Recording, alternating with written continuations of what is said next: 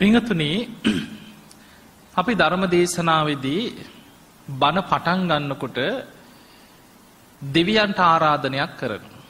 දැන් මේක මේ ධර්ම දේශනාවෙත් කරා. ඔබ බොහෝ ධර්ම දේශනාවල අහලා ඇති. සමන්තා චක්කවාලේසු අත්‍රා ගච්ඡන්තු දේවතා. බුදුරජාණන් වහන්සේ ධර්ම දේශනා කරනකොට උන්වහන්සේගේ දේශනා අතර බුදුරජාණන් වහන්සේ මේ විදිහට දෙවියන්ට ආරාධනා කරපු වගක් දේශනාවල නැහැ. බුදුරජාණන් වහන්සේ දෙවියන්ට ආරාධනා කළත් නැතත් බුදුරජාණන් වහන්සේ දහම් දෙසන්න සූදානම් වෙනකොටම දෙව් බඹුන්ගෙන් පිරීලා යනවා. බුදුරජාණන් වහන්සේ ඔබ දන්නවා ධම්මචක්ක දේශනාව දේශනා කරද්දී බෝමාටු දෙවියන්ගේ ඉඳන් අකනිටා බඹලවට දෙවිවරු ප්‍රීතිഘോഷාදිදී අහසේ අතුරු සිදුරු නැතුව දෙවියන්ගෙන් පිරුණා කියලා. සමහර දෙවිවරුන්ට අහස ඉඩ නැතුව ඉදිකටු තුඩක් තරම් සියුම් දිව්‍ය ශරීර මවා ගත්තා කියනවා. එතකොට අපිට පේනවා මොන තරම් දිව්‍ය පිරිසක් එදා මේ දේශනාව අහන්න එකතු වෙන්නේ නැද්ද? අපිත්‍යම් බණහන්න අන්න බුදුරජාණන් වහන්සේ ධම්මචක්කේ දේශනා කරනවා. අපිත්‍යම් කියලා අකනිටා බඹලව දක්වා දසදහසක් ලෝක ධාතුවල දෙවිවරුන්ගෙන් පිරුණා කියනවා. පින්වතුනි අපිට බුදුරජාණන් වහන්සේගේ ධර්මයේ ලැබෙන්නේ මිහිඳු මහරහතන් වහන්සේගෙන්. ඒ නිසා තමයි ලංකාවේ අපි අනුබුදු මිහිඳු හාමුදුරුවෝ කියලා අපිට දෙවනි බුදු කෙනෙක් වගේ. මේ මිහිඳු මහරහතන් වහන්සේ ලංකාවට වැඩම කරලා උන්වහන්සේ පොසොන් පුන් පොහෝ දවසේ මිස්සක පව්වේදී පළවෙනියටම ඉලක්ක කරේ කාවද? රජ්ජුරුව. රටේ පාලකයා. මේ රජ්ජුරුව ඉලක්ක කරලා තමයි චුල්ලහත්ති පදෝපම සූත්‍රයෙන් දහම් දෙසුවේ. දැන් රජ්ජුරුව තිසරණ සරණ ගියා පැහැදුනා. එදා රජ්ජුරුව එක්ක දඩේ මේ ආපු 20000ක පිරිසක්. ඒ සියලු දෙනා තුනුරුවන් ගැන හිත පැහැදෙව්වා. ඒ වෙලේ රජ්ජුරුව බණහල අවසන් වෙලා කියනවා ස්වාමීනි ඔබ වහන්සේ මේ වැඩම කරලා ඉන්නේ මහ වනාන්තරයට. අනුරාධපුරේ මීට ටිකක් ළඟ අපේ මාලිගා රාජධානිය තියෙන එහෙ. ඔබ වහන්සේ අපිත් එක්ක වඩිමු කීවා. එතකොට මිහිඳු මහරහතන් වහන්සේ කියනවා රජතුමා යන්න කීවා. අද රාත්‍රී අපිට කාර්යයක් තියෙනවා. එහෙනම් ස්වාමීනි හෙට දවසේ මාලිගාවේ දානි සූදානම් කරනවා. ඔබ වහන්සේලා දානෙටම වඩින්න කියලා ආරාධනා කරලා රජ්ජුරුවයි පිරිසයි ගියා. දැන් අර මිස්සක පව් ඒ වෙනකොට කැලයක්. මේ මහ වනාන්තරයේ රාත්‍රී මිහිඳු මහරහතන් වහන්සේ එතන වැඩ හිටියා. ඉත්තිය උත්තිය සම්බල බද්දසාල සුමන සාමණේරයන් වහන්සේ තමයි 이르දි බල සම්පන්නම කෙනා. ධර්මාශෝක රජුරුවන්ගේ මොණපුරා. මිහිඳු මහරහතන් වහන්සේ සුමන සාමණේරයන් වහන්සේට පැවරුවා ඔබ වහන්සේ මේ ගල මුදුනට වැඩම කරලා අභිඥා පාදක ධානයකට සමවැදිලා මුළු ලංකා භූමිය පුරාම ඉන්න දෙවි දේවතාවරුන්ට අමනුෂ්‍යයන්ට යක්ෂයන්ට ඒ විතරක් නෙමෙයි බෝමාටු චාතුම් මහරජික තාවතිංස යාම ඉහළට මේ දෙව් බමුණු සියලු දෙනාට ඇහෙන්න 이르දියෙන් ගෝසාවක් කරන්න කියලා බණහන්න එන්න කියලා මිස්සක පවුවට. ඒ වෙලාවේ මේ සුමන සාමණේරයන් වහන්සේ මේ ගල මුදුනට වැඩම කරලා අභිඥා පාදක ධානයකට සමවැදිලා 이르දියෙන් ගෝසාවක් කරා. ඒ ගෝසාව තමයි ඔය. සමන්තා චක්කවාලේසු අත්‍රා ගච්ඡන්තු දේවතා සද්ධම්මම් මුනි රාජස් මුනීන්ද්‍රයන් වහන්සේගේ සද්ධර්මයේ ශ්‍රවණය කරන් සුනන්තු සංඝ මොක්ඛදං ඒ ධර්මයේ ශ්‍රවණය කරලා උතුම් නිවන අවබෝධ කරගන්න ධම්මස්සවන කාලෝ අයං බදන්තා මේ ධර්මයේ ශ්‍රවණය කරන කාලයයි බණහන්න කාලයයි එන්න කියලා ආරාධනයක් කරා. ඒ නිසා තමයි අද ඊතනට කියන්නේ ආරාධනා ගල කියලා. ඒ ආරාධනාව නිකන් අපි කටෙන් කෑ ගහනවා වගේ නෙමෙයි. 이르දීන් ගෝසාවක් හැටියට ආරාධනය කරනකොට අමනුෂ්‍යයන්ට මුළු ලංකාව පුරාම ඉන්න අමනුෂ්‍යයෝ යක්ෂයෝ දෙවි දේවතාවරු උක්ෂ පර්වත විමාන කරගත් අය ඉහළ දිව්‍ය තලවල ඉන්න දෙවිවරු සියලු දෙනාට මේ ළඟ ඉඳන් අඬ ගහනවා වගේ ඇහෙනවා 이르දී. එදා මුළු මිස්සක පව්වම දෙවි දේවතාවරුන්ගෙන් රාත්‍රී පිරීලා ඉතිරිලා ගියා කියලා. මිහිඳු මහරහතන් වහන්සේ වැඩම කරලා ලංකාවේදා රෑකරපු දෙවනි දේශනාව තමයි සමචිත්ත පරියාය සූත්‍රය. ඒ දේශනාවෙන් දෙව් බමුන්ට රාමනුස්යන්ට බණකිව. ඒ තමයි දෙවනි දේශනාව. එතකොට ඔන්න ඔය ආරාධනාව මිහිදු හාමුදුරන්ගේ තමයි අපිට ධර්මය ලැබුණේ. අපේ සංස්කෘති අපේ බුදු දහම මේ ඔක්කොම් මිහිදු මහරහතන් වහන්සේගේ වැඩම කිරීමත් එක්ක ගොඩ නැගුණේ. ඒ නිසා අදත් අපි බණ කියනකොට ඉස්සල්ලාම ආරාධනාව කරලා තමයි බණ පටන් ගන්න. දැන් අපි දෙවිවරු ගැන චුට්ටක් අද කතා කරමු. දිව්‍ය ලෝකේ යන්න එහෙම කැමති නැද්ද? නිකන් හොඳ නෑ වගේද එහෙ? සැප වැඩි වගේ හිතෙනවද? අම්මෝ නෑ කියලා. පින්වතුනි දෙවිවරු ගැන චූට්ටක් අපි ධර්මානුකූල කරුණු ටිකක් විමසලා බලමු. ඔබ දන්නවා බුදුරජාණන් වහන්සේට අපි කියනවා සත්තා දේව මනුස්සානං කියලා. උන්වහන්සේ මනුස්ස ලෝකේ අපිට විතරක් ශාස්ත්‍රවරයෙක් නෙමෙයි. දෙව් මිනිසුන්ගේම ගුරුවරයා තමයි බුදුරජාණන් වහන්සේ. දෙවියන්ට නිවන් මඟ පෙන්වන්නේ බුදුරජාණන් වහන්සේමයි.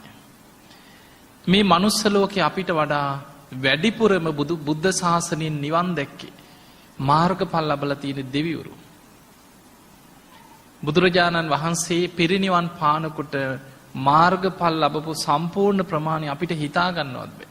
සූවිසි අසංඛ්‍යයේ 9 කෝටි 60 ලක්ෂයක් කියන. උතනින් මනුස්ස ලෝකේ ඊටාම සුළු පිරිසයි. වැඩිපුරම දෙව් බඹුන්. දැන් ඔබ දන්නවා ධම්මචක්ක දේශනාව අහලා තියෙනවනේ ධම්සක් පැවතුම් සූත්‍රය. එදා බුදුරජාණන් වහන්සේ බුදු වෙලා කළපු පළවෙනිම දේශනාව. කී දෙනයිද මනුස්ස ලෝකෙන් බණ ඇහුවේ? 5 දෙනයි. කොණ්ණඤ්ඤ වප්ප බද්දිය මහා නාම අස්සජෝයි 5 දෙනා. හැබැයි ඒ දේශනාව අහන්න දසදහසක් ලෝක ධාතුවල දෙවියන් අහසේ පිරීලා ගියා කියන. ධම්මචක්ක දේශනාව අවසන් වෙනකොට අර 5 දෙනාගෙම විශ්වාසයෙන් සද්ධාවෙන්ම බණ ඇහුවේ කවුද? කොණ්ණඤ්ඤ හාමුදුරුවෝ. අනිත් අයට සැක ඔය බුදු වුණා කිව්වට දුෂ්කර ක්‍රියාව අතහැරලා කොහොම මේ විශ්වාස කරන්න කියලා බුදුහාඳුර ගැන සැකෙන් හිටියේ. එතකොට ධම්මචක්ක දේශනාව අවසන් වෙනකොට සෝවාන් වුණේ කොණ්ණඤ්ඤ හාමුදුරුවෝ විතරයි. ධම්සක් පැවතුම් සූත්‍ර දේශනාව අටුවාවේ සඳහන් වෙනවා 18 කෝටියක් දෙවියන් මාර්ගඵල ලැබුවා කියලා ඒ දේශනාව අහලා. එතකොට මනුස්ස ලෝකෙන් එක්කෙනෙක් සෝවාන් වෙනකොට ඒ දේශනාව මහපු දෙවිවරුන්ගේ 18 කෝටියක් මාර්ගඵල ලබනවා. ඊළඟට ඔබ දන්නවනේ පුංචි රාහුල හාමුදුරුවෝ ගැන. බුදුරජාණන් වහන්සේගේ ගිහි කල පුත්‍ර රත්නේ රාහුල හාමුදුරුවෝ. මේ රාහුල කුමාරයා පැවිදි වෙන්නේ අවුරුදු 7 දී. එදා බුදුරජාණන් වහන්සේ බුදු වෙලා කපිලවස්සපුරයට වැඩම කරපු ගමනේ තමයි පියාණනි මට දායාදි දෙන්න කියලා දුවගෙන ගිහිල්ලා ශ්‍රී හස්තේ එල්ලිලා උන්වහන්සේ කරගෙන ගිහිල්ලා තථාගතයන් වහන්සේ සතු දායාදි දෙන්න කියලා රාහුල කුමාරයා පැවිදි කරා. එතකොට අවුරුදු 7 දී පැවිදි වුණාට රාහුල ස්වාමීන් වහන්සේ රහත් වෙලා තියෙන අවුරුදු 16 18 වගේ වයසේදී. බුදුරජාණන් වහන්සේ නිතර බලනවා රාහුලයන් වහන්සේගේ ඉන්ද්‍රිය ධර්ම තාම වැඩිලා නැහැ. දවසක් බුදුරජාණන් වහන්සේ මහා කරුණා සමාපත්තියේ ලෝකෙ දිහා බලනකොට එදා සවැත් නුවර ජේතවනේ වැඩ හිටියේ. පුංචි රාහුල හාමුදුරන්ගේ ඉන්ද්‍රිය ධර්ම මෝරලා දැන් වැඩිලා. ධර්මාවබෝධයට හික්මවන්න කාලයයි. බුදුරජාණන් වහන්සේ කුටියෙන් එළියට වැඩම කරා රාහුල හාමුදුරුවෝ ඉන්නවා දැක්කා. රාහුල ওই නිසීදනයත් අරගෙන තථාගතයන් වහන්සේ සමග වඩින්න කියලා බුදුරජාණන් වහන්සේ ඉදිරියෙන් වැඩියා. දැන් පුංචි රාහුල හාමුදුරුවෝ නිසීදනය අරගෙන පස්සෙන් වඩිනවා. දන්නේ නැහැ කොහෙටද යන්නේ කියලා. දැන් හිතන්න ඔය සිදුවීම ඇස් දෙකෙන් දකින අය ජේතවනේ හිටපු භික්ෂුන් වහන්සේලා පාර දෙපැත්තේ හිටපු මිනිස්සු කොහොමද දැක්කේ? අන්න බුදුහාමුදුරුවෝ වැඩියා, අන් රාහුල හාමුදුරුවෝත් පස්සෙන් වැඩියා. ඔච්චරයි ඉන්නේ. හැබැයි දෙවිවරු බෝමාටු දෙවියන්ගේ පටන් අකනිටා බඹලව දක්වා දෙවිවරු ප්‍රීතිഘോഷා කරනවා. අන්න අද රාහුලයන් වහන්සේ අරහත්වයට හික්මවනවා. අන්න බුදුරජාණන් වහන්සේ අන්දවණේට වඩිනවා. අපිත්‍යං කියලා බුදුරජාණන් වහන්සේ පුංචි රාහුල හාමුදුරුවෝ සමග අන්දවනයට වඩිනකොට දෙවියන්ගේ මුළු අන්දවනේම අතුරු සිදුරු නැතුව පිරිලා ඉවරයි කිය. එතකොට වෙනම ආරාධනයක් කරලාද? නෑ. බුදුරජාණන් වහන්සේ හිතනකොට ඒ සිතුවිල්ල දෙවියන් දකින්න.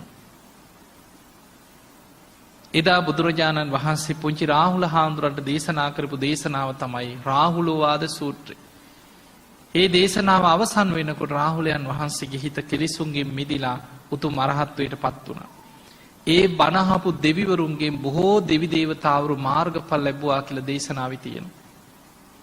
එතකොට අපිට පේනවා මේ දෙවියන්ට ධර්මාවබෝධ කිරීමේ කුසලතාවය තියෙනවා. දැන් ඔබ දන්නවා දෙදෙව්ලොවට අධිපති දෙවියෝ කවුද? සක්‍ර දෙවියෝ. මේ බුද්ධ ශාසනය තුල වැඩිපුරම බුද්ධ ශාසනය තුල බැඳීමක් තියෙන සක්‍ර දෙවියොත් එක්ක. පාරමී පුරන කාලේ බෝසතාණන් වහන්සේට පාරමී පුරන්න වැඩිපුරම උදව් කරලා තියෙන සක්‍ර දෙවියෝ. උන්වහන්සේ පාරමී පුරනකොට වෙස් සලාගෙන එනවා. ඔබ දන්නවා වෙස්සන්තර ආත්මේ සක්‍ර දෙවියෝ තමයි බමුණෙක් විදිහට ආවේ දේවිය දන් දෙනකොට. ඒ වෙලාවේ සක්‍ර දෙවියන් අහසට පැන නැගලා කිව්වා මම සක් දෙවිදු දැන් ඔබේ පාරමී සම්පූර්ණයි කිව්වා. මෙන්න දේවිය ඔබටම කියලා ආපහු වෙස්සන්තර තාපසයන් වහන්සේට දේවිය පැවරුවා. පවර්ලා කිව්වා දැන් ආයි කාටවත් දන් දෙන්න අවශ්‍ය නැහැ. ඔබේ පාරමී සම්පූර්ණයි. ඊළඟට ඔබ දන්නවා දහම් පිපාස් දහම් සොණ්ඩ ජාතකය. ධර්ම පිපාසාවෙන් ගියේ රාජ්‍ය පව අතහැරලා බණපදයක් අහන්න හොය යනකොට දවසක් මහ වනාන්තරයේදී හිතුණා කවුරු හරි මට බණපදයක් කියලා දුන්නොත් මගේ ජීවිතේ හරි පූජා කරනවා. ඔබ දන්නවා බෝසතාණන් වහන්සේලා පරමත්ත පාරමිතාව පුරනවා. ජීවිතේ පූජා කරමින් පාරමී පුරන්න ඕනේ. ඒ සිතුවිල්ල එනකොටම සක්‍ර දෙවියන්ට අරමුණු වුණා. පාරමී පුරන්න උදව් කරන්න විශාල යක්ෂයෙක් වගේ වෙස්වලාගෙන ආවා. කැලේ ඇතුලේ මතු වුණා. මතු වෙලා කිව්වා ඔබ හොයන දේ මන් දන්නවා කිව්වා. පෙර වැඩ හිටිය බුදු කෙනෙක්ගේ බණපදයක් මන් දන්නවා ගාථාවක්. කියන්නම් කිව්වා. ඊට පස්සේ බෝසතාණන් වහන්සේ දහම්සොන් රජුරෝ කියනවා අනේ මට මේ බණපදේ කියන්න මං ඉල්ලන ඕන දෙයක් දෙන්නම් කිව්වා. හැබැයි දැන් මට දෙන්න තියෙන මගේ ජීවිතේ විතරයි. මං රාජ්‍ය අතහැරලා යන කෙනෙක්. එතකොට මේ යක්ෂයා බඩ අත ගහලා ඈනුමක් කරලා කිව්වා මං හොඳටම බඩකින්නේ ඉන්නේ කිව්වා. මං ඔබව මරාගෙන කනවයි කිව්වා. එතකොට බෝසතාණන් වහන්සේ කියනවා ඉස්සල්ලා මට බණපදේ කියන්න කිව්වා. ඊට පස්සේ මාව මරාගෙන කන්න කිව්වා. කලින් මාව මැරුවොත් බණහන්නේ කවුද? ඉස්සල්ලා බණපදේ කියන්න කිව්වා. බණපදයක් අහලා මැරුණත් කමක් නැහැ කියලා හිත හදාගත්තා. අවසානයේ මේ යක්ෂයා කියනවා බණහල පැනලා දිවුවොත් එහෙම ඒ නිසා අපි දෙන්නටම එකඟ වෙන්න පුළුවන් තැනකට එමු කිව්වා. අන්න අර කන්ද උඩ තියෙනවා විශාල ගලක්. ඔය ගල උඩට නැගලා පහළට පනින්න කිව්වා. මන් දන්න ගාතාව පල්ලෙහා ඉඳන් කෑ ගහලා කියන්නම් කිව්වා. ඒ බණපදේ අහගෙනම පහළට පනින්න කිව්වා. කැමති වුණා අන්තිමට. අපේ බෝසතාණන් වහන්සේ අර ගල උඩට නගිනවා පියවරෙන් පියවර හිතනවා අතීතේ වැඩ සිටිය බුදු කෙනෙක්ගේ බණපදයක් මට ඇසේවා. ඒ බුදුරජාණන් වහන්සේ පෙර බුදුවරු වෙනුවෙන් මගේ ජීවිතේම පූජා වේවා. මට ගාථාවක් හෝ බණපදයක් හෝ ඇසේවා. ඒ ධර්මයට මගේ ජීවිතේ පූජා වේවා කියලා ගල උඩට නැගලා බලනකොට විශාල යකෙක් කට ඇරගෙන ඉන්නවා පල්ලෙහා. තුනුරුවන්ට ජීවිතේ පූජා කරලා බණපදයක් ඇසේවා කියලා පැන්න පල්ලෙහාට. පහළට පනිනකොටම යකෙක් වගේ වෙස්සලාගෙන හිටියේ කවුද? සක්‍ර දෙවියෝ. ඒ සැනින් අහසට පැන නැගලා අහසින් දෑතිම පිළිගත්තා. දිව්‍ය ලෝකෙටම එක්කන් ගෙනහිල්ලා සක්‍ර දෙවියන්ගේ දිව්‍ය ආසනීයම වඩා හිඳවලා ධර්මයේ කියලා දීලා රාජ්‍යය ගෙනල්ලා පිහිටෙව්වා. ඊළඟට අපේ බෝසතාණන් වහන්සේ ඔහොම පාරමී පුරාගෙන ඇවිල්ලා පාරමී සම්පූර්ණයි කියලා තුසිත දෙව්ලොව ඉපදුණා. අනිත් ඔක්කොම සම්පූර්ණයි. සක්‍ර දෙවියෝ බැලුවා දැන් බෝසතාණන් වහන්සේට බුදු වෙන්න පාරමී සම්පූර්ණද? දාන පාරමිතාවේ තව පොඩි කොටසක් තියෙනවා. අනිත් ඔක්කොම සම්පූර්ණයි. ඒ වෙලේ සක්‍ර දෙවියෝ සක් දෙවිඳුගේ අගමෙහෙසිය හැටියට ඉපදිලා හිටියේදා කල්ප ලක්ෂයක් පෙරුම් පුරනවා බුදු වෙන ආත්මේ මව් පදවිය පතන කෙනා. සක්‍ර දෙවියෝ තමන්ගේ අගමෙහෙසිකාවට අණ කරා ඔබ ජයතුරාපුර කුසතී දේවී හැටියට ගිහිලා උපදින්න කියෝ. වර 10ක් අරගෙන දෙවියන්ගෙන් අවසර අරගෙන දේවී චුත වෙලා මනුලොවට ආවා. තුසිත දෙව්ලොව හිටිය සංජේතේන රජ්ජුරුව හැටියට උපදින්න.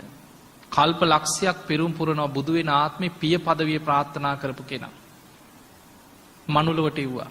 සක්‍ර දෙවියෝ තමයි ආරාධනා කරලා දෙන්නව කලින් මෙව්වේ. ඊට පස්සේ දෙවිවරුත් එක්ක ගිහිල්ලා බෝසතාණන් වහන්සේට ආරාධනා කරා.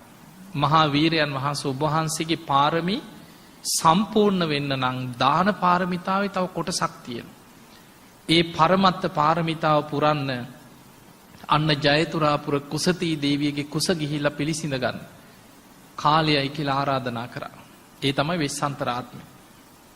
එතකොට අපිට මේ හැම දෙයකම ජාතක පොත ගත්තත් බුද්ධ දේශනාවල ඉතිහාස කතා බැලුවත් සක්‍ර දෙවියන්ගේ මැදිහත් වීමක් තියෙනවා. පින්වතුනි අපේ බෝසතාණන් වහන්සේ දැන් බුදුහාඳුරන්ගේ ජීවිතේ පොඩ්ඩක් දෙවිවරු එක්ක කොච්චර බැඳීමක් තියෙනවද කියලා මම ඔබට පෙන්නන්නම්. ඔබ දන්නවා බෝසතාණන් වහන්සේ තුසිත දෙව්ලොවින් චුත වෙලා තමයි පින්වන්ත මෑණියන්ගේ කුස පිළිසිඳ ගන්න. ඒ කුස පිළිසිඳ ගන්නකොටම මේ ලෝකේ සතර දිසා පාලනය කරන දෙවිවරු 4 දෙනෙක් ඉන්නවා. සක්‍ර දෙවියන්ගේ අනින් තමයි ඒ අය කටයුතු කරන්නේ. ඒ තමයි විරූඪ විරූපාක්ෂ වෛශ්‍රවණ රුද්‍රාෂ්ට්‍ර කියන සතරවරන් දෙවිවරු. ඒ සතරවරන් දෙවියන් 4 දෙනාම සතර දිසාවේ ආරක්ෂාවල් පිහිටෝලා බෝසත් අම්මගේ 4 පැත්තෙන් හිටියා කියන මාස 10. ඔබ අහලා ඇති.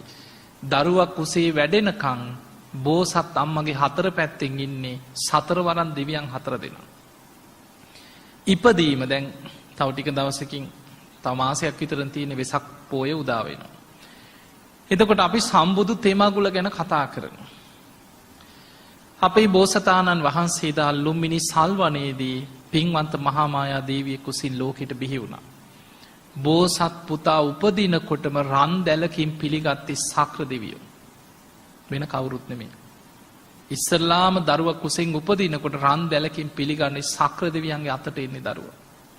සතරවරන් දෙවියන්ගේ අතට පිළිවෙලින් බෝසත් පුතාව පත් කරලා සක්‍ර දෙවියන්ගේ අතින් තමයි අම්මගේ අතට දෙන්නේ. අත්තමනා දේවි හේතු අபிසන්තෝ පුත්තෝ ලෝකේ උප්පන්නෝ. දේවිය බොහෝම සතුටට පත් වෙන මහා පින්වන්ත කුමාරියෙක් ලෝකේ පහළ වුණා කියලා. එතකොට මේ දෙවිවරුන්ගේ බලපෑම බුද්ධ ශාසනය තුල දෙවියන්ගෙන් තොරව අපිට ශාසනය ගැන කතා කරන්න තැනක් නැහැ. ඊළඟට එදා දැන් මනුස්ස ලෝකේ කවුරුත් දන්නේ නැහැ මේ බුදු වෙන කෙනෙක් කියලා කවුරුත් දන්නේ නැහැ. එක්කෙනෙක් දැනගත්තා. ඒ දැනගත්තේ දෙවියන්ගේ. ඒ තමයි අසිත තාපසයා. මේ අසිත තාපසයා දවල් කාලේ ගත කරන්න දිව්‍ය ලෝකෙට යනවා කියන මනෝමය ශරීරයෙන්. හොඳට හිත වඩලා මනෝකායෙන් දිව්‍ය ලෝකෙට යනවා. වෙනදා වගේ නෙමෙයි දෙවිවරු සතුටු වෙනවා ප්‍රීති ഘോഷා කරනවා දිව්‍ය ලෝක සරසලා දෙවියන්ගේ නැටුම් ගැයුම් අහනවා දෙවියනි මොකද මේ තරම් සතුටක් කවදාවත් නැතුව මෙච්චර සතුටක්. එතකොට කියනවා ඇයි දන්නේ නැද්ද මේ තුන් ලෝකෙටම යහපත උදා කරන මහා පින්වන්ත කෙනා අද මහා මායා දේවිය කුසින් ලෝකෙට බිහි වුණා සුද්ධෝදන රජතුමාගේ පුතෙක් හැටියට. ඇයි දන්නේ නැද්ද කියලා ඇහුවා. දැන් ඒක දැනගත්තේ කාගෙන්ද? දෙවියන්ගේ. එහෙම මාව මනුස්ස ලෝකෙට ඇවිල්ලා මාලිගාවට ගිහිල්ලා සුද්ධෝදන රජතුමාගෙන් අහනවා රජතුමනි පුත් කුමාරයෙක් ලැබුණද? මට බලන්න පුළුවන්ද ඇහුවා. එකින් එක මහා පුරුෂ ලක්ෂණ විමස බැලුවා මේ කෙනා මේ කියන විදිහේ පින්වන්ත කෙනෙක්ද කියලා. එතකොට බලන්න ඒ දැනගත්තේ දෙවියන්ගේ. දැන් අපි ගමු උන්වහන්සේ වසර 29ක් ගිහි ජීවිතය ගත කරා. අංගුත්තර නිකායේ තියෙනවා අපේ බෝසතාණන් වහන්සේට නිසි වෙලාව එනකොට සතර පෙරනිමිති පේන්න සැලැස්වේ සක්‍ර දෙවියන්ගේ මැදිහත් වීමෙන් කියලා දේශනාවෙම තියෙනවා. මොන විදිහේ ආරක්ෂාවල් යොදලා තිබ්බත් සක්‍ර දෙවියන්ගේ මැදිහත් වීමෙන් සතර පෙර නිමිති පේන්න සලස්සනවා. එතකොට ඊළඟට අභිනිෂ්ක්‍රමණය කරපු දවස හිතන් චන්න ඇමතියා සමග කන්ත කසුපිට නැගලා එදා රාත්‍රී අභිනිෂ්ක්‍රමණය කරා. ඔය නගර සූත්‍රය කියලා තියෙන අංගුත්තර නිකායේ දේශනාව. ඒ නගර සූත්‍රයේ බුදුහාඳුරෝ පෙන්නනවා රාජ්‍යයක් ආරක්ෂා කරගන්න හැම රාජ්‍යකම තිබිලා තියෙන ආරක්ෂිත ක්‍රම ගොඩක්. දැන් අපේ රට වගේ නෙමෙයි ඉන්දියාව ගත්තාම 12 මහා ජනපද වෙන වෙනම දේශ සීමාවෙන් කරගත්ත රාජ්‍ය ගොඩක් තිබ්බේ. ඒ හැම රාජ්‍යකම රජවරු ඉන්නේ කොයි වෙලෙත් බයෙන් ඉන්නේ වෙනත් රාජ්‍යකින් ආක්‍රමණයක් කරයි කියලා. එතකොට රජුරුව මොකද කරන්නේ? රජුරුවන්ගේ ප්‍රධාන රාජකීය නගරය වටේ උස් තාප්පයක් හදාගන්න. එකපාරට කඩාගෙන ඉන්න බැරි ලොකු ප්‍රාකාරයක් හදනවා.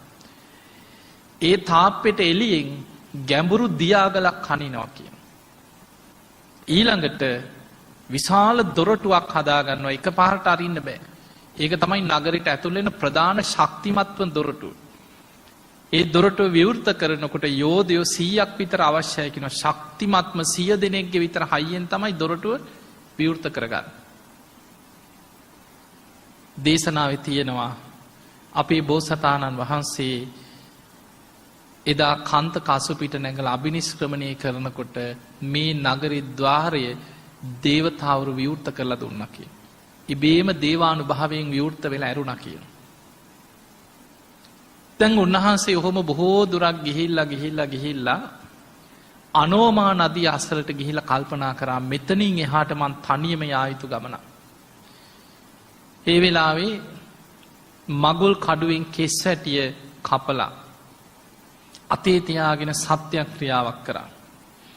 මම මේ විමුක්තිය කරා යන ගමනේ මට ඒකාන්තයෙන් විමුක්තිය ලැබේ නම් මේ කෙස් පොළොවට නොවැටේවා අහසේම රැඳේවා කියලා අහසට වීසි කරා. යොදුනක් ඉහළ අහසට පැන නැග්ගා කියලා. පිංගතුනි අභිනිෂ්ක්‍රමණය කරද්දී දේශනාවල තියෙනවා දෙවිවරු දසදහසක් ලෝක දහතුල දෙවිවරු අහසේ ප්‍රීති ഘോഷා කරනවා. මහා වීරයන් වහන්සේ කෙලෙස් සටනට පිටත් වුණා. මහා වීරයන් වහන්සේ කෙලෙස් සටනට පිටත් වුණා කියලා දෙවියන් ප්‍රීති ഘോഷා කරන මිනිස්සු දන්නේ නැති රාත්‍රී. එදා සක්‍ර දෙවියෝ බෝසතාණන් වහන්සේගේ කෙස් හැටිය අහසට පැන නැගිනකොට රන් කරඬුවක් මවාගෙන කරඬුවෙන් පිළිගත්තා. දෙවිවරු සාදුකාර දිදී තවතිසා දෙව්ලොවට ගිහිල්ලා සක්‍ර දෙවියෝ 12 යොදුනක් විශාල සට්ටුවනින් චෛත්‍යයක් මවනවා. ඒ තමයි සිළුමිණි මහා සෑය. අභිනිෂ්ක්‍රමණය කරපු දවසේමයි උන්වහන්සේ වෙනුවෙන් කෙස් වැටිය කපලා අහසට වීසි කරද්දී ඒ කේශ ධාතුන් වහන්සේලා ගිහිල්ලා තැම්පත් කළ සක්‍ර දෙවියෝ තමයි පළවෙනිම චෛත්‍ය මැව්වේ. මේ තුන් ලෝකෙම අපේ බුදුහාඳුරෝ වෙනුවෙන් බුදු වෙන්නත් පෙර අභිනිෂ්ක්‍රමණය කරපු දවසේමයි චෛත්‍යයක් මැව්වේ සට්ටුවනේ. ඒ තමයි සිළුමිණි සෑය. මගුල් කඩුවයි ආභරණ ටිකයි දුන්න චන්න ඇමතියට මේ වරගෙන ආපහු යන්න. උන්වහන්සේ තමන්ගේ සලුපිලි දිහා බලලා හිතුවා විමුක්තිය කරා යන කෙනෙකුට මේවා සුදුසු නෑ. හිතන සැනින් අහසින් අටපිරිකරක් අරගෙන ආවේ කවුද? මිනිස්සෙක් නෙමෙයි. ගටිකාර කියන බ්‍රහ්ම දෙවියන්. කාශ්‍යප බුද්ධ ශාසනයේ අපේ බෝසතාණන් වහන්සේගේ කල්යාණ මිත්‍රය. කාශ්‍යප බුදුහාඳුරන්ගෙන් බණහලා අනාගාමි වෙලා සුද්ධාවාස බඹලව හිටියේ. අපේ බෝසතාණන් වහන්සේ අභිනිෂ්ක්‍රමණය කරනකොට ගටිකාර බ්‍රහ්ම දෙවියෝ තමයි අටපිරිකරක් අරගෙන අහසින් ඇවිල්ලා පූජා කරේ. ඒ සිවුරු පිරිකර තමයි උන්වහන්සේ දරාගත්තේ. ඇඳගෙන හිටිය ගිහි වස්ත්‍ර යුගල අතේ තියාගෙන සත්‍යක්‍රියාවක් කරා මට ඒකාන්තයෙන් ලෝතුරා බුද්ධත්වයේ ලැබේ නම් මේ ගිහි වස්ත්‍ර පොළොවට නොවැටේවා අහසීම රැඳේවා කියලා අහසට වීසි කරා. යොදුනක් අහසට පැන නැග්ගා. අර ගටිකාර බ්‍රහ්ම දෙවියන්ම කරඬුවකින් පිළිගත්ත ගිහි වස්ත්‍ර යුගල. බඹලවට ගිහිල්ලා බ්‍රහ්ම දෙවිවරු එක චෛත්‍යයක් මැව්වා. ඒ තමයි සලුමිණි සෑය. එතකොට දිව්‍ය ලෝකේ තියෙන්නේ සිළුමිණි සෑය. බඹලව තියෙන්නේ සලුමිණි සෑය. මේ සිළුමිණි සෑය සලුමිණි සෑය දෙකම මවන්නේ අභිනිෂ්ක්‍රමණය කරපු දවසේ මිනිස්සුયો දන්නෙත් නෑ.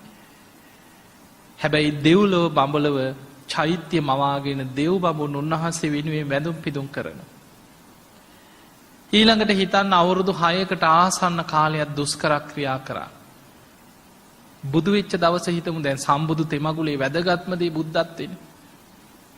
අපේ බුදුරජාණන් වහන්සේදා බුදු වෙන්න පෙර දවසේ සුජාතාවගේ කිරිපිඩු දානෙත් වළඳලා සොත්තිය බමුණ දීපු කුසතන මිටියටත් අරගෙන ඇසතු බෝධිය සෙවණි නැගෙනහිර දිසාවට මුහුණලා රාත්‍රී පළවෙනි යාමේ පුබ්බේ නිවාසානුස්සති ඥානෙ, දෙවෙනි යාමේ චතුප්පාත ඥානෙ, තුන්වෙනි යාමේ පටිච්ච සමුප්පාදේ අනුලෝම ප්‍රතිලෝම වශයෙන් විමසලා හිමිදිරි උදෑසන අරුණෝදය සමගම හිත කෙලෙසුන්ගෙන් මිදිලා සම්මා සම්බුද්ධත්වයට පත් වෙනවා. දැන් උන්වහන්සේ බුදු වුණා කියලා මිනිස්සු දැනගෙන ආවද හොයාගෙන ඉතන්ට කවුරුත්? කවුරුවත් දන්නේ නැහැ මනුස්ස ලෝකේ. කිසි කෙනෙක් දන්න බවක් දේශනාවල නැහැ. හැබැයි දෙවිවරු සාදුකාර දීදී දසදහසක් ලෝක දහතුල දෙවිවරු ප්‍රීතිഘോഷා කරන. ඊළඟට බුදු කෙනෙක් බුදු වෙනකොටම දසදහසක් ලෝක ධාතුවට ආලෝක දහරා විහිදෙනවා කියන. මහා ඝන අන්ධකාරේ පවතින ලෝකාන්තරික නිරයක් සුළු මොහොතකට ආලෝකමත් වෙලා යනවා. හැබැයි මිනිස්සුયો දන්නේ නැහැ. බුදුරජාණන් වහන්සේ බුදු වෙලා සතියක් විමුක්තිස්ව විඳිමින් බෝධි මූලේ වැඩ හිටියා. ඔය දවස් 7ේම සතියක්නේ කවුරුත් ආවද හම්බෙන්නේ නෑ. ඒ සතිය අවසන් වෙනකොට බුදුහාඳුරු බුදු ඇසින් දකිනවා බොහෝ දෙවිවරු ප්‍රීතිഘോഷා කරනවා. ඒ අතර සතියක්ම විමුක්තිස්ව විඳිමින් ඒ ඉරියව්වෙම වැඩ ඉන්නකොට හැම දෙවි කෙනෙකුටම හිත දකින්න හැකියාව නැහැ. අල්පේ ශාක්‍ය මහේ ශාක්‍ය දේවතාවරු ඉන්නවා. එතකොට සමහර දෙවිවරුන්ට සැක උපදිනවා. තාම බුදු වෙලා නැතුව ඇති. තාම වීරිය වඩනවා. ඔය වජිරාසනේ තාම වැඩ ඉන්නේ ඒකනේ. බුදුරජාණන් වහන්සේ දැක්කා දෙවියන් අතර අදහස් දෙකක්. වැඩිපුර පිරිසක් ඒකාන්තයෙන් බුදු වුණා කියලා ප්‍රීතිഘോഷා කරනකොට තව කොටසක් නෑ තාම වීරිය වඩනවා කියලා. දෙව් බමුණුගේ සැක දුරු කරන්න වජිරාසනෙන් අහසට පැන නැගලා යමා මහ පෙළහර පෑව. ඔබ අහලා ඇති බුදු කෙනෙකුට පමණයි යමා මහ පෙළහර පාන්න පුළුවන්. මුගලන් හාමුදුරන්ටවත් බෑ. 이르දිමතුන් අතර අග්‍ර වුණාට. බුදු සිරුරෙන් ගිනි දැල් විහිදෝමින් ජල දහරා විහිදෝමින් අහසේ යමා මහ පෙළහර පෑව. සියලු දෙවියන් බ්‍රහ්මයන් සාදුකාර දිදී ඒකාන්තයෙන් බුදු වෙලා කියලා ප්‍රීතිഘോഷා කර කර සැක දුරු කරා. එතකොට දෙව් බමුණුගේ සැක දුරු වුණේ මිනිස්සු ගැන නෑ. දෙවනි සතිය නේත්‍ර පූජාවකින් පූජාවක් පැවැත් අනිමිස ලෝචන පූජා. කවුරුත් මිනිස්සෙක් ආවද හම්බෙන්නේ නෑ. තුන්වෙනි සතියේ රුවන් සක්මනේ දුනා. කවුරුත් ආවද හම්බෙන්නේ ඒත් නෑ. හතරවෙනි සතියේ සක්‍ර දෙවියෝ තමයි කියන රුවන්ගේ මවන්නේ. ඒ රුවන්ගේ මත වැඩ ඉඳලා ධර්මයේ පරම ගාම්භීරම කොටස් මෙනෙහි කරා. ඒ අභිධර්මයේ ප ဋ ාණ ප්‍රකරණ කොටස් සිහි කරගෙන බුදු නුවණින් විමසගෙන යනකොට මේ පරම ගාම්භීර ධර්මය උන්වහන්සේගේ ලේ ධාතුව පවිත්‍රත්වයට පත් වෙලා බුදු සිරුරෙන් සවනක් ගන්න බුද්ධ රශ්මි දහරා විහිදුණා කියන. හතරවෙනි සතියේ කවුරුත් මිනිස්සෙක් ආවද හම්බෙන්නේ? අන්න බුදුරැස් විහිදෙනවා යමල්ලා බලන්න කියලා ආවද? නෑ. දන්නෙත් නෑ මිනිස්සු. පස්වෙනි සතියේ අජපාල නුගරුක මුල වැඩ හිටියා. එතකොට උන්වහන්සේ හිතනවා මේ ධර්මයේ නම් පරම ගාම්භීරයි. හැබැයි මේ ලෝකෙ මිනිස්සු කෙලෙස් වලමයි ජීවත් වෙන්නේ. කෙලෙස් වලින්මයි සතුට හොයන්නේ. මේ පරම ගාම්භීර ධර්මයේ මේ මිනිස්සු අවබෝධ කරගනීවි දෝ කියලා හිතුවා. එහෙම හිතනකොට සහම්පති මහා බ්‍රහ්ම දෙවියන් බ්‍රහ්ම ලෝකවලට අධිපති සහම්පති මහා බ්‍රහ්ම දෙවියන් පෙනී ඉඳලා ආරාධනයක් කරා. නිදුකානන් වහන්සේ දහම් දේශන සේක්වා. සුගතයන් වහන්සේ දහම් දේශන සේක්වා.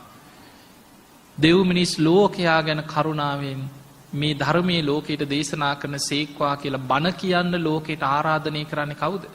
සහම්පති මහා බ්‍රහ්ම දෙවියන්. පස්වෙනි සතිය. හයවෙනි සතියේ මුචලින්ද විලාසල. හත්වෙනි සතියේ රාජායතන කිරිපල්රුකමුල.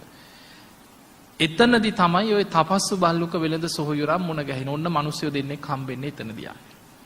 ඒ ගැනත් දේශනාවේ තියෙන්නේ මෙහෙම.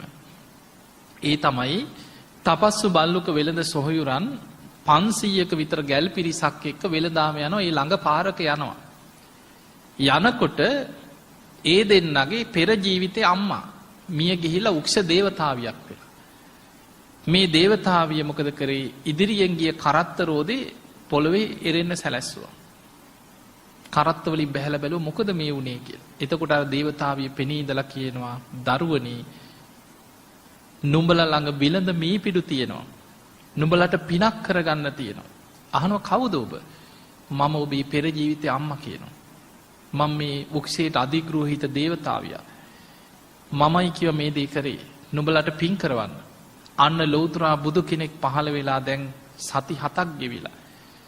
උන්වහන්සේට දානයක් පූජා කරලා පින් කරගන්න කි. මඟ පෙන්නුවේ අර දේවතාවි. ඉක්මනට විලඳ මීපිඩු අරගෙන යනකොට බුදුරජාණන් වහන්සේ වැඩ ඉන්නවා. ස්වාමීනි ඔබ වහන්සේට මේ දානි පූජා කරන්න කියලා හදනකොට පිළිගන්න දෙයක් නෑ බුදුහාඳුරන්ට. කොහොමද මම මේවා පිළිගන්නේ කියලා හිතනකොට සතරවරන් දෙවියන් 4 දෙනා ඉන්ද්‍ර නීල මාණික්‍ය පාත්‍ර 4ක් අරගෙන ඇවිල්ලා පූජා කරන්න ලෑස්ති වුණා. බුදුරජාන් වහන්සේ වදාලා දෙවියනි බුදුවරු මණික් වලින් කරපු පාත්‍රා පිළිගන්නේ නැහැ කිව්වා. ඒ සැනින් නොපෙනී ගියා ශෛලමේ පාත්‍ර 4ක් ගෙනහලා පූජා කරා. අනේ ස්වාමීනි මගේ පාත්‍රය ගන්න මගේ පාත්‍රය ගන්න කියලා. ඒ පාත්‍රා 4ම පිළි අරගෙන එක උඩ තියලා ශ්‍රී හස්තයේ තියලා අදිෂ්ඨානයක් කරා පාත්‍ර 4ම එක් පාත්‍රයක් බවට පත් වේවා කියලා. ඒ පාත්‍රයට තමයි විලඳ මේ පිටු පිළිගත්තේ. ඊළඟට බුදුරජාණන් වහන්සේට මූණ කට හොද ගන්න ඕන කියලා හිතනකොට සක්‍ර දෙවියන් අනෝතත්ත විලෙන් පැන් අරගෙන ඇවිල්ලා පිළිගන්නවා. නාගලෝකේ නාගවර්ණ දැහැටි අරලු බුළු පිළිගන්නවා කියන දෙවිවරු. එතකොට බලන්න මේ බුද්ධ චරිතේ පුරාම දෙවියන්ගේ බලපෑමක් නැද්ද ශාසනයේ? ඒ නිසා බුදුවරු ලෝකෙට පහළ වෙන්නේ මේ මනුස්ස ලෝකේ අපිට විතරක් නෙමෙයි. සත්තා දේව මනුස්සාන දෙව් මිනිසුන්ටමයි බුදු කෙනෙක් ලෝකේ පහළ වෙන්නේ. ඒ නිසා මනුස්ස ලෝකේ අපි විතරක් නෙමෙයි බුද්ධ ශාසනයේ වැඩිපුරම ප්‍රයෝජනෙ ගන්න දෙවිවරු. බොහෝ දෙවිවරු මාර්ගඵල ලබනවා. දැන් ඔබ දන්නවා සක්‍ර දෙවියෝ සෝවාන් වෙච්ච කෙනෙක්. දීඝනිකායේ තියෙනවා සක්ක පඤ්ඤ කියන සූත්‍රය. ඒ දේශනාවෙන් බණහල අවසන් වෙනකොට සක්‍ර දෙවියෝ සෝවාන් ඵලයටපත් වෙනවා. දැන් අපි දෙවිවරු හැටියට මාර්ගඵල ලක්වයි පැත්තක තියමු. දෙවිවරු හැටියට බුදුහාඳුරන්ගේ කාලේ මනුස්ස ලෝකෙ හිටපු අය ගැන හිතමු මෙහෙම. දැන් අපි බුදුරජාන් වහන්සේ මනුලෝ වැඩ ඉන්නකොට එදා මීට අවුරුදු 2500 ගානකට පෙර මනුස්ස ලෝකෙ හිටපු මිනිස්සු හිටියන්නේ දඹදිවේ කාලේ. ඒ අතරින් බුදුහාඳුරන්ගේ බණ අහලා තෙරුවන් සරණ ගිය බුද්ධ ශාසනයට ඇතුල් වෙච්ච පිරිසට අපි කියනවා සිව්වණක් ශ්‍රාවකයෝ. භික්ෂු, භික්ෂුණී, උපාසක, උපාසිකා. ඔය අයගෙන් රහතන් වහන්සේලා විතරයි පිරිනිවන් පෑවේ.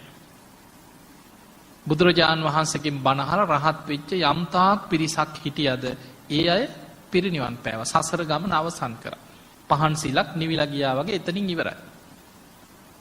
එදා බුදුරජාණන් වහන්සේගෙන් බණ අහපු සිව්වණක් ශ්‍රාවකයෝ අතර අනාගාමී වෙච්ච යම්තාක් පිරිසක් හිටියද අද කොහෙද? සුද්ධාවාස බඹලව. එදා බුදුරජාණන් වහන්සේගෙන් බණ අහලා මනුලව සකදාගාමී වෙච්ච යම්තාක් පිරිසක් හිටියද කොහෙද? ඒ අයට තව කාම ලෝකේ එක උපතක් තියෙනවා, දිව්‍ය ලෝකේ. එදා බුදුරජාණන් වහන්සේගෙන් බණ අහපු මනුස්ස ලෝකේ කෝටි ගාණක් සෝවාන් වෙච්ච අය හිටියද අද කොහෙද? දිව්‍ය ලෝකවල. සෝවාන් වෙච්ච කෙනාට තව උපරිම ආත්ම 7ක් තියෙනවා. උපරිම ඊට මෙහා ධර්මාවබෝධය ලබන අය ඉන්නවා. එතකොට එදා බුදුරජාණන් වහන්සේගෙන් බණ අහපු ධර්මය අවබෝධ කරපු මාර්ගඵලලාභීන් ගත්තත් රහතන් වහන්සේලා විතරයි පිරිනිවන් පෑවේ. අනිත් අය දිව්‍ය ලෝක බ්‍රහ්ම ලෝකවල කීප දෙනෙක් පිරිනිවන් පාලා ඇති. අනිත් අය දිව්‍ය ලෝකවල බ්‍රහ්ම ලෝකවල. අපිට මේ කාලේ ගොඩක් වගේ තේරුණාට පින්වතුනි දෙවියන්ට ඉච්චර කාලයක් නෑ තාම. මේ අපේ කාලේනේ මේ මනුස්ස ලෝකේ අපේ කාලෙන් ගත්තොත් අපිට වේගෙන් මේක යනවා. ඒකනේ අවුරුදු අපේ ආයුෂ අඩුයිනේ දැන්. ඒ නිසා අපිට ගොඩාක් කල් වගේ දැනෙනවා. දැන් අපේ අවුරුදු වලින් ගත්තොත් බුදුරජාණන් වහන්සේ පිරිනිවන් පාල අවුරුදු 2560 ගණනක් දැන් අපිට. මනුස්ස ලෝකෙට ආසන්නම තියෙන දිව්‍ය ලෝකේ තමයි චාතුම් මහරජික දිව්‍ය ලෝකය. පොළොව ආශ්‍රිත දේවතා කොට්ටාසයක් ඉන්නවා. ඒ ඇයිට කියන භූමාට දෙවිවරු. ඊළඟට දිව්‍ය ලෝක 6න් ඉහළ තියෙන දිව්‍ය තල අතර චාතුම් මහරජික දෙව්ලොව. මනුස්ස ලෝකේ ඉඳන් යොදුන් 42000ක් ඉහළින් කියනවා තියෙන. අටුවාවල පෙන්වන්නේ මේ විදිහට. යොදුන් 42000ක්. දුර හොයාගන්න ඕන නම් යොදුනක් කියන්නේ සැතපුම් 16ක්. එතකොට 42000 16න් වැඩි කරන්නේ සැතපුම් වලින් එනවා. තවත් 1.6න් වැඩි කරපුවම කිලෝමීටර වලින් හොයාගන්න පුළුවන්. එතකොට යොදුන් 42000ක් ආයි ළඟ අහල පහලක නෙමෙයි. මනුස්ස ලෝකේ අපිට අවුරුදු 50ක් ගෙවෙනවා කියන්නේ චාතුම් මහරජික දෙවියන්ට එක දවසයි කියන. එතකොට අපේ කාලෙන් අවුරුදු 50ක් කියන්නේ චාතුම් මහරජික දෙවිවරුන්ට එක දවසක් ගියා වගේ. එහෙනම් අපිට අවුරුදු 2500 ගාණක් වෙනකොට චාතුම් මහරජික දෙවිවරුන්ට දැන් දවස් 52 ඉවරයි. 53 වෙනි දවස කියනවා යන්නේ. බුදුහාඳුරු පිරිනිවන් පාලා. මාසෙකමාරක් වගේ. ඊටත් ඉහළින් තවත් යොදුන් 42000ක් ඉහළින් තියෙන තව්තිසා දෙව්ලොව. ඒ කියන්නේ මනුස්ස ලෝකේ ඉඳන් යොදුන් 84000ක් ඉහළ අහසේ තමයි තව්තිසා දිව්‍ය ලෝකෙ පිහිටලා තියෙන්නේ. ඔන්න ඔය දිව්‍ය ලෝක දෙකේම අධිපති තමයි සක්‍ර දිව්‍ය. ඒ නිසා තමයි දෙදෙව්ලොවට අධිපති කියලා කියන්නේ. මනුස්ස ලෝකේ අවුරුදු 100ක් තව්තිසා දෙවියන්ට එක දවසක් කියනවා. එතකොට ඔන්න අපිට අවුරුදු 100ක් ගෙවෙනවා කියන්නේ තව්තිසා දිව්‍ය ලෝකේ දෙවියන්ගේ එක දවසයි කියනවා. ඒ දෙවිවරුන්ට එහෙනම් බුදුහාඳුර පිරිනිවන් පාලා දවස් කීයද? 25ක් ඉවරයි. 26 වෙනි දවසේ යන්නේ. මාසයක්වත් නැහැ වගේ අයට. එතන ඉඳන් තවත් යොදුන් 42000ක් ඉහළින් යාම දිව්‍ය ලෝකෙ පිහිටලා තියෙනවා. මනුස්ස ලෝකේ අවුරුදු 200ක් ගෙවෙනවා කියන්නේ යාම දෙවියන්ට එක දවසයි කියනවා. අපිට අවුරුදු 200ක් ගෙවුණා කියන්නේ යාම දෙවිවරුන්ට එක දවසක්. එතකොට බුදුරජාණන් වහන්සේ පිරිනිවන් පාලා ඒ අයට දින 13යි. ඊටත් ඉහළින් තියෙන තුසිත දෙව්ලොව. මනුස්ස ලෝකේ අවුරුදු 400ක් තුසිත දෙවියන්ට එක දවසක් කියනවා. අපිට අවුරුදු 400ක් ගෙවෙනවා කියන්නේ මනුස්ස ලෝකේ මිනිස්සයන්ට තුසිත දෙවියන්ගේ දිව්‍ය කාලෙන් එක දවසයි කියන ගෙවිලා තියෙනවා. ඒ අයට බුදුරජාණන් වහන්සේ පිරිනිවන් පාලා දවස් 7යි. තාම 7 වෙනි දවසේ යන්නේ. ඊළඟට ඊටත් ඉහළ තියෙන්නේ නිම්මාන රති දෙව්ලොව. මනුස්ස ලෝකේ අවුරුදු 800ක් ඒ දෙවියන්ට එක දවසක් කියන. මේ 3 වෙනි දවසේ යන්නේ ඒ අයට. ඉහළින්ම තියෙන්නේ පරිනිම්මිත වසවර්ති දෙව්ලොව. මනුස්ස ලෝකෙන් අවුරුදු 1600ක් ඒ දෙවියන්ට එක දවසක් කියන. අපිට මනුස්ස ලෝකේ අවුරුදු 1600ක් ගෙවෙනවා කියන්නේ නිම්මාන රති දෙවියන්ට එක දවසයි. පරිනිම්මිත වසවර්ති දෙවියන්ට එක දවසයි. එතකොට පරිනිම්මිත වසවර්ති දිව්‍ය ලෝකේ දෙවියන්ගේ කාලෙන් ගත්තොත් දවසකුත් පැය 14ක් කියනවා ගෙවිලා තියෙනවා. බුදුහාඳුරු පිරිනිවන් පාලා. ඒ ගණනය කිරීමත් එක්ක ගත්තාම බුදුරජාණන් වහන්සේගෙන් බණ අහපු මාර්ගඵල ලැබපු උන්වහන්සේ වැඩ ඉන්නවා බණ කියනවා ඇස් දෙකෙන් දැකපු දෙවිවරු එහෙනම් අදත් වැඩ ඉන්නවද නැද්ද? ඒ දිව්‍ය තලවල වැඩ ඉන්නවා. ඒ නිසා පින්වතුනි මේ ධර්ම මාර්ගය යන ශ්‍රාවකයාට ඒකයි බුදුරජාණන් වහන්සේ පරලොවින් රැකවරණයක් පිණිස දේවතානුස්සති කියන භාවනාව පෙන්වුවේ. දේවතානුස්සතිය භාවනාවක් හැටියට වඩන්න කියලා. එයා දිව්‍ය ලෝක යන්නේ දිව්‍ය සැප බලාගෙන නෙමෙයි. ධර්මාවබෝධය කරා යන කෙනාට කල්යාණ මිත්‍ර සේවනයේ තියෙන සත්පුරුෂ ආශ්‍රයේ තියෙන ධර්මයේ දියුණු කරන්න පුළුවන් පරිසරයක් එයා අරමුණු කරගන්නවා. පරලොවින් රැකවරණයක්. මොකද සෝවාන් වුණත් කොහෙද උපදින්නේ? දිව්‍ය ලෝකෙක. සකදාගාමී වුණත් උපදින්නේ දිව්‍ය ලෝකෙක. අනාගාමී වෙච්ච කෙනා බඹලොව උපදිනවා. එහි පිරිනිවන් පාන. මේ ජීවිතේම රහත් වෙන්න පුළුවන් නම් ආයි දේවතානුස්සතියක් ඕනේ නැහැ. හැබැයි ඒ යන ගමනේ අනතුරක් තියෙනවා. ඒ අනතුර නිසා පරලොවින් රැකවරණයක් පිණිස බුදුහාඳුරු දේවතානුස්සති කියලා භාවනාවක් පෙන්වුවා අපිට. අනුස්සති භාවනා 6ක් තියෙනවා. බුද්ධානුස්සති, ධම්මානුස්සති, සංඝානුස්සති, සීලානුස්සති, ඡාගානුස්සති, දේවතානුස්සති. ඒ නිසා සුගතියක් අරමුණු කරගෙන හිත වඩන්න. ඒක රැකවරණය. ධර්මාවබෝධය ලැබෙන තෙක් අපිට තියෙන ආරක්ෂාව.